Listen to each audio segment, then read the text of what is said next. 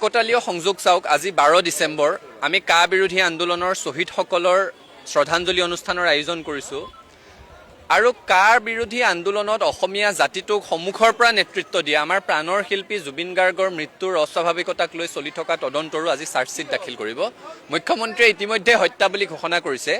আমাৰ সকলোৰে এটাই কথা জুবিন গাৰ্গে ন্যায় পাব লাগে আৰু ন্যায়ৰ অপেক্ষাত অসমীয়া জাতিটো ৰৈ আছে অসমৰ আবাল বৃদ্ধ বনিতা ৰৈ আছে আজি চাৰ্জশ্বিট দাখিল কৰিছে মুখ্যমন্ত্ৰীয়ে ইতিমধ্যে ৰাজহুৱাকৈ ঘোষণা কৰিছে যে হত্যাৰ গোচৰৰ তদন্ত হৈছে হত্যাৰ অভিযোগ আছে গতিকে হত্যাকাৰীয়ে শাস্তি পাব লাগিব জুবিন গাৰ্গে ন্যায় পাব লাগিব সেইটোৱে মূল কথা আৰু মুখ্যমন্ত্ৰীয়ে বাৰে বাৰে কৈ আছে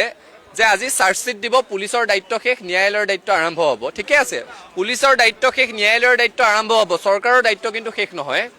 চাৰ্জশ্বিটত উল্লেখ থকা প্ৰতিটো অভিযোগ সাক্ষ্য প্ৰমাণেৰে সৈতে আদালতৰ মজিয়াত স্পষ্টভাৱে প্ৰমাণ কৰিব লাগিব সেই দায়িত্বটো চৰকাৰে ল'ব লাগিব স্পেচিয়েল পাব্লিক প্ৰসিকিউটৰ দিম বুলি মুখ্যমন্ত্ৰীয়ে ইতিমধ্যে ঘোষণা কৰিছিল কাক দিলে ৰাজহুৱা কৰক যাকেই দিয়ক শক্তিশালী অধিবক্তা দিয়ক জ্যেষ্ঠ অধিবক্তা দিয়ক আৰু চাৰ্জশ্বিটত উল্লেখ থকা কথাসমূহ সাক্ষ্য প্ৰমাণেৰে সৈতে আদালতৰ মজিয়াত সাব্যস্ত কৰক পানী নখৰকা তদন্ত হ'ব লাগিব বুলি আমি ইমান দিনে কৈ আছিলো তদন্ত হৈ গ'ল এতিয়া চাৰ্জশ্বিট দিলে চাৰ্জশ্বিট পানী নখৰকা হৈছে নাই সেই বস্তুটো অসমৰ ৰাইজে চাবলৈ বিচাৰিব আৰু যেতিয়া দোষীক আদালতে দোষী প্ৰমাণ কৰিব দোষীয়ে কঠোৰ দৃষ্টান্তমূলক শাস্তি পাব তেতিয়াহে অসম চৰকাৰৰ দায়িত্ব শেষ হ'ব তেতিয়াহে প্ৰাণৰ শিল্পীগৰাকীয়ে ন্যায় পাব তেতিয়াহে অসমৰ মানুহ আশ্বস্ত হ'ব কাকতালীয় সংযোগ চাওক আজি 12 ডিসেম্বৰ আমি কা বিৰোধী আন্দোলনৰ শ্বহীদসকলৰ শ্ৰদ্ধাঞ্জলি অনুষ্ঠানৰ আয়োজন কৰিছো আৰু কাৰ বিৰোধী আন্দোলনত অসমীয়া জাতিটোক সন্মুখৰ পৰা নেতৃত্ব দিয়া আমাৰ প্ৰাণৰ শিল্পী জুবিন গাৰ্গৰ মৃত্যুৰ অস্বাভাৱিকতাক লৈ চলি থকা তদন্তৰো আজি চাৰ্জশ্বিট দাখিল কৰিব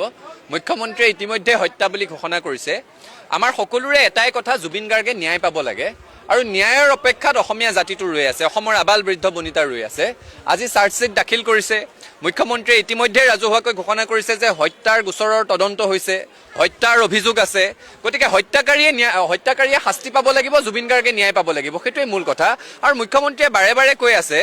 যে আজি চাৰ্জশ্বিট দিব পুলিচৰ দায়িত্ব শেষ ন্যায়ালয়ৰ দায়িত্ব আৰম্ভ হ'ব ঠিকে আছে পুলিচৰ দায়িত্ব শেষ ন্যায়ালয়ৰ দায়িত্ব আৰম্ভ হ'ব চৰকাৰৰ দায়িত্ব কিন্তু শেষ নহয়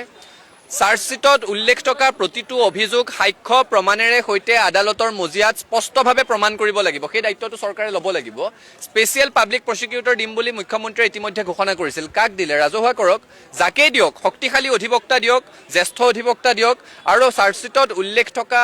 কথাসমূহ সাক্ষ্য প্ৰমাণেৰে সৈতে আদালতৰ মজিয়াত সাব্যস্ত কৰক